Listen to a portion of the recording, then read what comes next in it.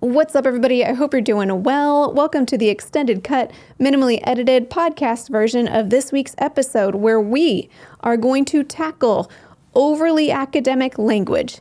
Academese, if you will. I don't even know how to pronounce that word. Is academese a word that fits in the category of being academese? These questions and more in today's episode.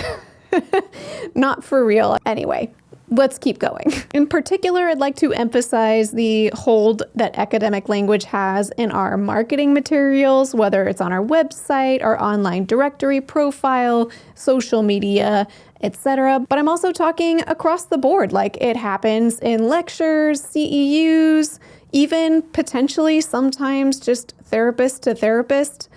And I think it's time for a change. In fact, I think the change is actually already happening, especially in some of the trends that we see in social media, but I'd like to fan the flame of that trend away from overly academic language. And instead, I'd like to emphasize the use of plain speak, or as I like to call it, talking like a normal person in all of our interactions, including our professional and, yes, academic interactions. I'm not saying that we need to dumb ourselves down, make ourselves seem less smart than we are, but when we are trying to communicate with people, it's much more effective if we speak in the same terms that are most broadly understood while still being clear and accurate, articulate, educated, etc. I have touched on this topic in earlier episodes, but one, it's kind of been a while, I think, since I've touched on this.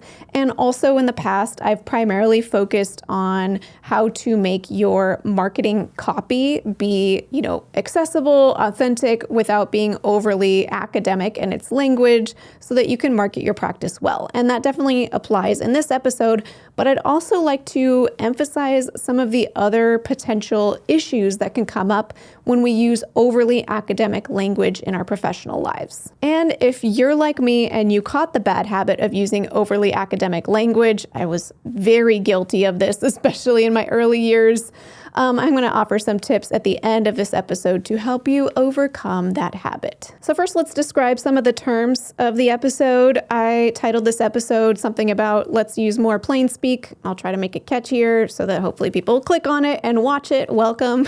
Plain speak can mean different things in different contexts. In some contexts, people use it to mean to speak frankly what's on your mind without filtering it, without trying to be polite or PC or that sort of thing. I'm not necessarily referring to that because that can start to trend towards being less professional. I'm talking more about removing the overly academic language from your interactions, whether it's with clients, how you write about yourself online, your interactions with fellow therapists. Yes, even if you are a professor, to talk more using the language that people tend to use in their day-to-day interactions.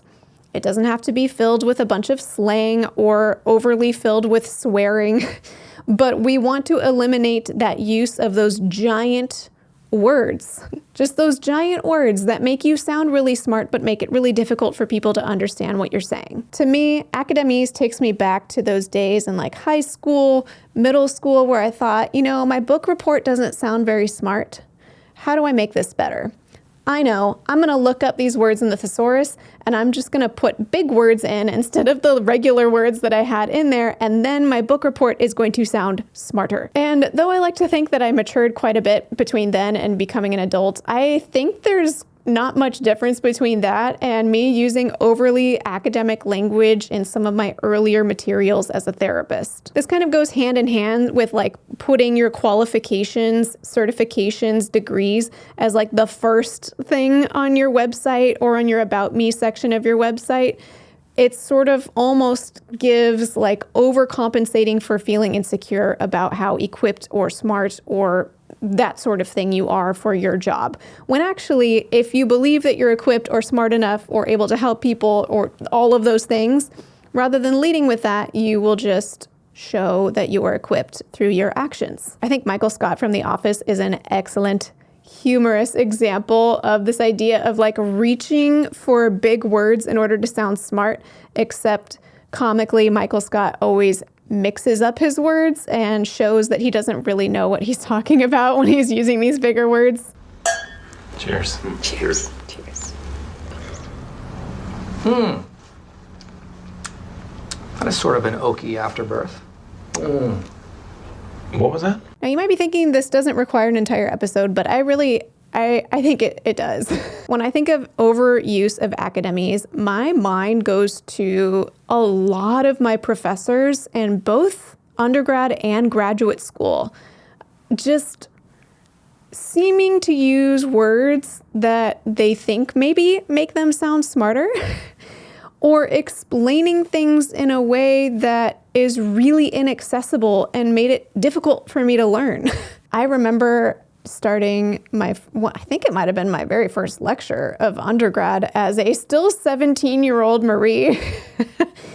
And if any of you have been to UCSD, I went to Marshall College at UCSD, and at least at the time, 20 plus years ago, we were required to take this class called Dimensions of Culture, or DOC, and I think that was my first lecture of all of undergrad. And I remember walking into that class, and after a few minutes in, I thought, oh no, I'm never going to be able to understand anything in college because they use such big words, that it's all over my head. And I remember the textbooks were the same. I did not know what I was reading. I highlighted things over and over again and reread them, and now looking back, I'm thinking, how is that an environment that's conducive to learning?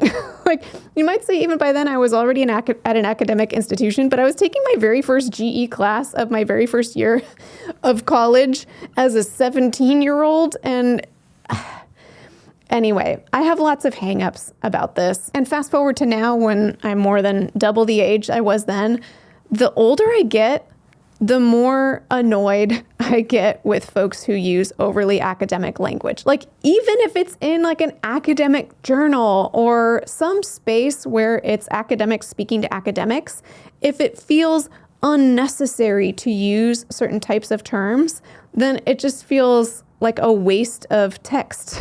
And also that there's these missed opportunities to truly share with somebody helpful information. So maybe I'm starting to cross over that hill into grumpy, crotchety mode. And you know what? I'm going to embrace it. We're going to talk about this today. And for the extended cut of this episode, just this little bonus tangent, if you want to go on it with me, I found this creator called the Francophile reader on YouTube who made an episode called On Academese, Rant. And this creator does a deep dive into the same concern and shares a little quote that I thought was fascinating that highlights this exact thing that I'm trying to tackle here. There was this bad writing contest that occurred between 1996 and 1998. And in 1998, Judith Butler got the award for bad writing. And I will read you the passage. So here is the passage. The move from a structuralist account in which capital is understood to structure social relations in relatively homologous ways to a view of hegemony in which power relations are subject to repetition, convergence, and rearticulation brought the question of temporality into the thinking of structure, and marked a shift from a form of Althusserian theory that takes structural totalities as theoretical objects to one in which the insights into the contingent possibility of structure inaugurate a renewed conception of hegemony as bound up with the contingent sites and strategies of the rearticulation of power. I don't know about you, but that is probably the most opaque, dense, convoluted sentence I have ever encountered in literature. Okay, I think I already gave some of the reasons why I think it's important to steer away from overly academic language, but let's dive into the official reasons why I think it's important to lean into plain speak, even in all of our professional interactions as a therapist. And these reasons are in no particular order, I just wrote them down. Reason number one, it helps build trust with potential clients and existing clients, and potential referral sources, actually with kind of everyone. Now, as I say that, there's something that feels really important to acknowledge, is that I'm so confident that many people out there using way too much academic language are incredibly trustworthy. So overuse of academic language does not equate to untrustworthiness. However, overuse of academic language can make it more difficult for somebody to build trust with you. I realize for a lot of people, the motivator for using overly academic language is to help show, look how knowledgeable I am. Look how trustworthy I am. I am equipped and capable of helping you or helping clients. Like if we were to imagine I was a potential client looking for a therapist and I'm reading therapist profiles online, if I found a therapist profile that was using overly academic language, rather than seeing all that terminology and thinking, oh good, I found the place for me to land, this is the person that's going to help me. Instead, it might sort of feel like I see all this jargon that I potentially don't understand, and I don't really know how this person is going to help me. I don't know if they see me and my problems because I just see this jargon. So there's this gap that starts to be created in using overly academic language. So I think that's a big reason. And if that were the only reason to step away from overly academic language, I think that's reason enough. But there are more reasons than that. So let's carry on. The next reason why I think it's worth steering away from overly academic language is in order to lean into authenticity. Now, if it's very authentic for you to use very academic language, like that's just how language flows out of your mouth across the board, then that is you. I actually think you're a good candidate to keep being that way. There may be moments where it's helpful to be strategic and kind of pivoting away from that from time to time. But I think a lot of times people who use overly academic language in their professional lives are not also using overly academic language in their personal lives. So it could start to feel like, oh, therapist Marie speaks one way, but then she sort of becomes a different person in a different setting and speaks a completely different way. So that almost like if my clients had a secret camera of my life, that sounds very creepy, and I'm so glad that that's not an option, but if they could somehow witness my life and my day-to-day with my family, my kids, friends, they might then go like, oh, that's a completely different person. I don't know who that is. Not only do I think it's much more beneficial to our clients for us to be as authentic as we can while remaining professional, but I also think it's supportive to our well-being as therapists. And we've spoken many times before on this channel about how prone therapists are towards burnout as well as other mental health concerns. And I think this is one variable at play in the mix of many variables that contribute to that, where if we feel like we're sort of living a double life, like I have it together with my clients, I'm super smart and super academic and educated and credentialed with my clients, but then over here at home in the rest of my life, I'm falling apart. I don't have it together. This person that I am in one place is living a double life from the other place.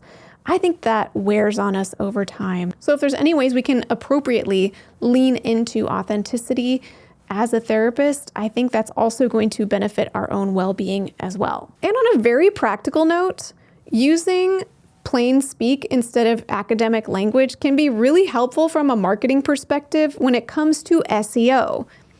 We're not going to break down SEO today. If that's the first time you've heard that acronym, I will link to some videos I've made before about it.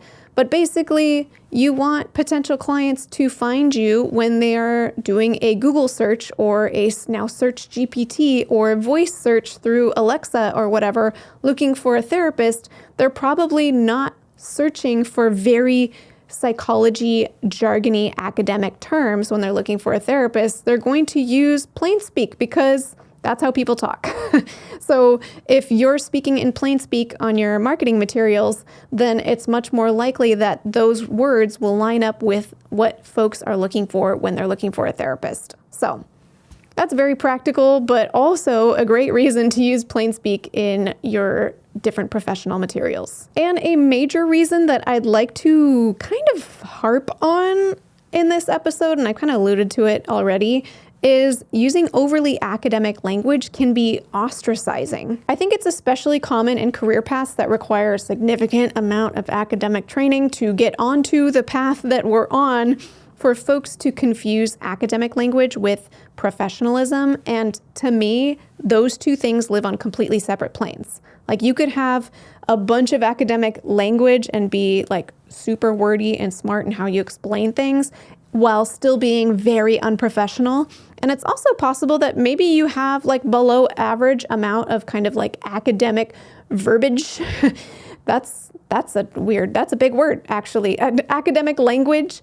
You could have a below average amount of academic language in your vocabulary and still be very professional, and any mix of things in between. To me, professionalism is about being responsible, keeping healthy boundaries, and staying focused on prioritizing what's in your client's best interest. What words you're using to do that has little to nothing to do with how you accomplish those goals. And if anything, in my opinion, overuse of academic language can start to ostracize clients. And ostracize anyone for that matter. I mean, I've been emphasizing building trust with our clients and potential clients, but even from therapist to therapist, supervisor to supervisee, professor to student, we can start to ostracize the people that we are speaking to simply by demonstrating that there are words we know that they may not know. And in a lot of these contexts, we are in positions of teaching, training, coaching, mentoring, whatever it might be.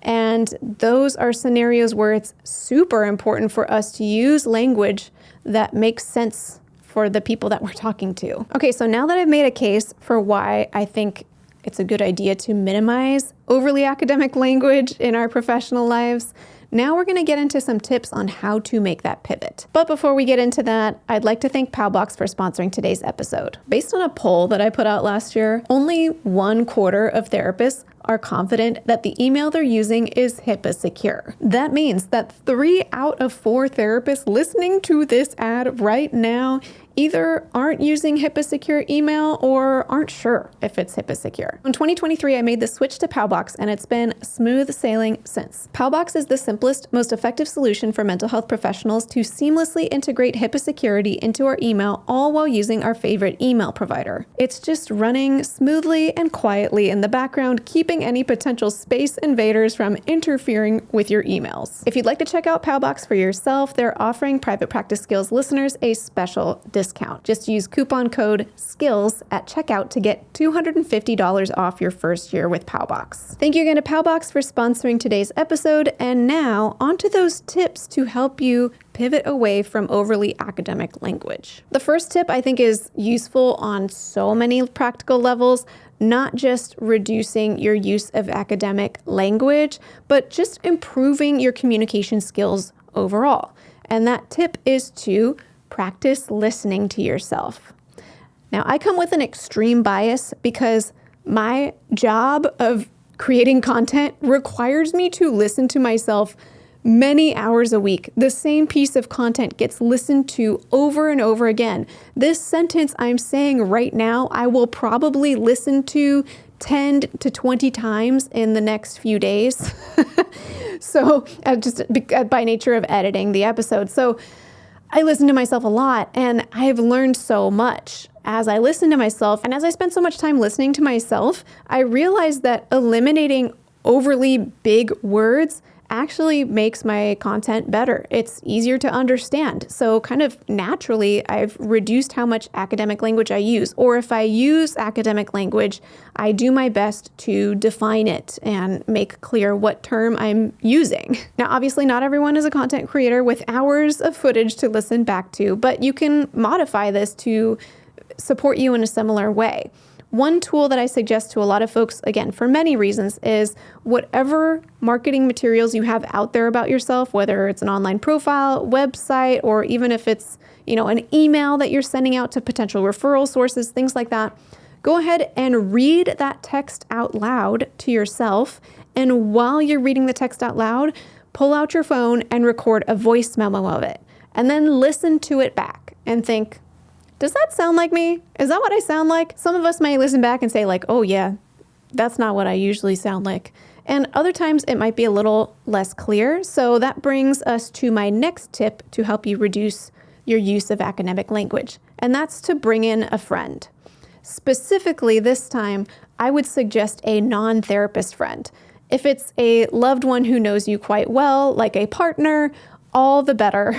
But basically have them listen back to that voice memo that you just created and say like, does that sound like me? Is that what I normally sound like? And they will tell you, they will know. And you know what? If your friend or loved one points out that that just doesn't quite sound like you, no need to be offended. It's very, very common. This is why I'm making this episode, because I see it happen so much. So just take it in stride. Say, okay, it's happened to me too, just like everybody else. And now what to do to bring it back to earth.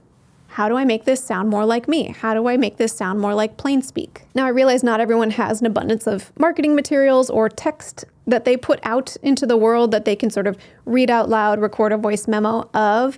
And so another way to go about this is to flip it and try to explain to somebody else what it is that you do, what sorts of clients you work with, or even if you work at an agency or not necessarily in a private practice setting, describe what it is that you do in your work. What are the mechanics of it? What does your day in and day out look like?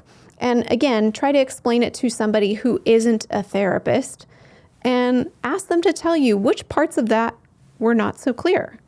And there's probably parts of it that we don't realize we're using jargon that other people may not always understand. And you can kind of make this a little challenge for yourself. Like once they sort of flag a few spots that were confusing to them, see if you can work on that wording a bit and then try presenting it to a different non-therapist friend and kind of iron out the edges, see what sorts of snags are coming up that people get confused by. And kind of on the same vein, I really like the subreddit Explain Like I'm 5. Basically, the idea is, folks can ask other people to explain something like they're a 5-year-old, because sometimes we ask people to explain stuff to us and then it's like, I still don't understand. I feel that way sometimes about taxes, for example.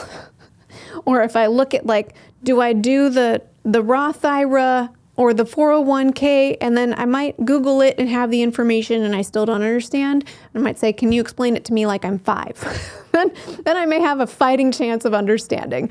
And I think if we can wear a little bit of that mindset when we're putting ourselves out there in our marketing materials, even things like our initial consult call, just establishing rapport with new clients, supervising interns, teaching our classes, all of those things, then I think we're going to be much more effective in accomplishing whatever work we're trying to accomplish. Now, you don't have to actually speak like someone is a 5-year-old, but we do want to keep in mind that the average reading level in the US is a 7th or 8th grade reading level. So I think there's wisdom in making all your marketing materials be at about a 5th grade reading level, because again, that's going to make what you put out there more accessible to more people. And we're in the business of breaking down barriers for folks to access therapy, not create more barriers, even if it's inadvertently. And fortunately now with AI, there's a lot of tools that can help you understand what reading level your writing is at and can even modify it for you to be at the appropriate reading level. At this point, there's so many different AI spaces out there. You could probably choose your AI of choice, or if you haven't dabbled yet, then feel free to explore. I'll link to one here called CoGrader.com. And just as an example, I made up this sentence that I thought sounded like it was above a 5th grade reading level. Let me enter it in. It says, I'd like assistance converting the notion of psychological interventions into a legible, accessible format for all Homo sapiens to comprehend. Okay, I was kind of being cheeky there, but sometimes it feels like that. So then in the next space, it says, specify the grade level it should be tailored for. And I'm just going to put 5 for grade 5 and submit. And would you look at that? It says, I need help explaining psychological interventions so that everyone can understand them easily. Yeah, that sentence makes a lot more sense than I'd like assistance converting the notion of psychological interventions into a legible, accessible format for all Homo sapiens to comprehend. And as ridiculous as that wordy sentence sounds, there are a lot of professors of mine who spoke like that from back in the day. I don't know if it's different now. I sure hope it is. That's one sentence, and that was already quite useful, but you could take your entire About Me section of your website, your entire Psychology Today profile, pop it in a tool like this one, ask it to make it a 5th grade reading level, and see what it spits out. Now, since I'm encouraging you to utilize AI to generate text, I'm going to add a caveat that applies in all situations where AI is generating text for you, and that's to see AI as an assistant, as a tool, a conversationalist, if you will, not something to copy and paste. And we actually have data now showing that if you take the AI generated content and copy and paste it into your website, that website performs worse over time than if you wrote the thing yourself. If you were going to do that, then you would be better off from an SEO perspective to keep all your Academese in your website rather than copying and pasting your AI generated content. But if you look at that AI generated content that shows you the 5th grade level version of what you wrote, you can see what modifications it made to your language and then kind of bring it back in.